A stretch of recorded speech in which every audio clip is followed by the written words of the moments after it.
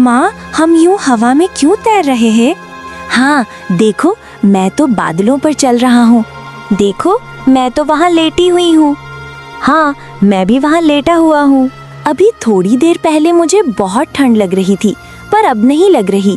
क्यों माँ? हम दूसरे संसार के वासी हो चुके हैं। न अब हमें ठंड लगेगी, न भूख लगेगी, और न कोई हमें कुछ कह पाएगा। हम जो चाहे वो कर सकते हैं। माँ, क्या हम मर गए हैं? हम अपने कातिलों को नहीं छोड़ेंगे, बदला लेंगे। बदला लेने हम इस जगत में आए हैं। इस जगत की शक्तियां से ही हम उन्हें सजा देंगे जिन्होंने हमें कष्ट दिया है। चलो, हम उस वैद्य के घर चलेंगे। उसे जीने का कोई हक नहीं। उसी की वजह से हमने अपना सब कुछ खो दिया, इसलिए सबसे पहले मैं उसे सजा दूंगी। ठीक है माँ, चलो, हम और जरा भी देर नहीं करना चाहते। वैद्य के घर पर चारों ओर घना कोहरा होता है।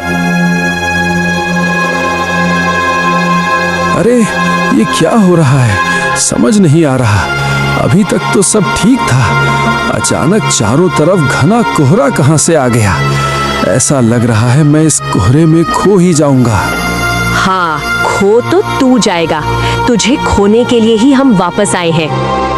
वहां खड़े होकर कौन बातें कर रहा है? हाँ, कौन कर रहा है? हिम्मत है तो सामने आ। छोड़ मुझे। मैं कहता हूँ छोड़ दे मुझे। क्यों? तकलीफ हो रही है ना? मेरे पति को भी ऐसे ही तकलीफ हुई थी। देख, जीने के लिए तड़पना कितना मुश्किल है। चंद पैसों के लिए तूने मेरे पति को जरा भी इलाज नहीं दिया। न जाने और कितने बेसहारा लोगों के साथ तूने ऐसा किया होगा। तुम कौन हो? दया करके बताओ, मैंने क्या किया है? मैं कौन हूँ ये तू वक्त आने पर अपने आप जान जाएगा। आज के लिए तुझे छोड़ रही हूँ, लेकिन अगर दोबारा किसी गरीब बेसहारे इंसान को इलाज के लिए वंचित किया तो तेरा आखिरी दिन होगा। नहीं, ऐसा कभी भी करूँगा। मैं समझ गया तुम कौन हो, और मैंने अपनी गलती भी समझ ली है। तुम मुझे माफ कर दो। वो आत्माएं मुखिया के घर जाती है। अरे, ये अचानक कोहरे का झुंड कहाँ से आ गया? वैसे ही ठंड से मरा जा रहा हूँ, और ऊपर से इतना सारा ये कोहरा। ये कोहरे का झुंड तुझे डुबो के मारेगा। कौन है वहाँ? कौन है? किसकी इतनी हिम्मत जो मुझे धमकी देता है? मेरी ताकत के बारे में तुझे कोई अंदाजा भी है? हैं? अरे, हिम्मत है तो सामने आ। अरे छोड़ मेरा गला छोड़। जब तक तेरी सांस नहीं रुक जाती तब तक नहीं छोड़ूंगी। कौन है तू? ऐसा क्यों कर रही है? छोड़ दे मुझे। अब मुझे पहचान नहीं पा रहा? चंद पैसों के लिए तू मेरा घर तोड़ कर ले आया था। हम में से कोई भी बच नहीं पाया। ठंड से हम सब मर गए। अब मैं तुझे जीवित नहीं छोड़ूंगी। अरे, मुझसे गलती हो गई। माफ कर दे मुझे। मैं अब से ऐसा नहीं करूंगा। माफ कर दे मुझे। ठीक है, तुझे भी माफ किया, लेकिन अगर अब ऐसा किसी के साथ किया तो अच्छा नहीं होगा। ठीक है, मैं अब ऐसा किसी के साथ नहीं करूंगा। वो आत्माएं मुखिया के घर से चली जाती है।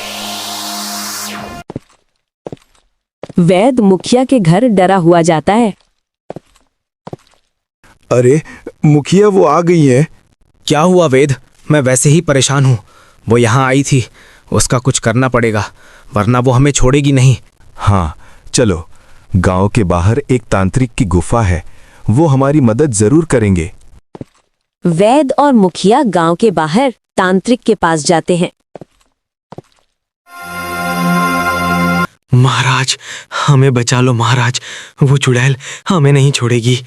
मुखिया, वो चुड़ैल अपना बदला लेने आई है। जो तुम दोनों ने उसके साथ किया, उसे वो माफ नहीं कर सकती।